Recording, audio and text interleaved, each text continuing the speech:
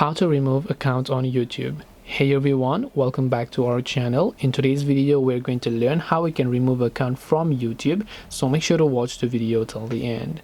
Now, removing account from YouTube is actually quite simple. Now, first of all, on Android and iOS this process is different.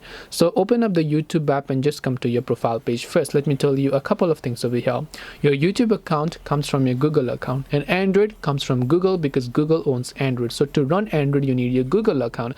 If you add a certain Google account on your Android phone, any Google app will have that account automatically logged in. So similar is the case with YouTube as well, and there will be no option to log out on Android. The only way you can remove your account from YouTube is if you remove that account from your device. For iOS users, when you come here, you can go to the switch account button, then you'll find an option at the very bottom that says use YouTube signed out. But for Android users this is not the case. For Android users, what you have to do is just go ahead and tap on this little option or the switch account button here, and then you can just go to manage accounts button that you can find here. That will take you to the account management page. Select the Google account you want to remove, tap on remove account, and then it will get successfully removed.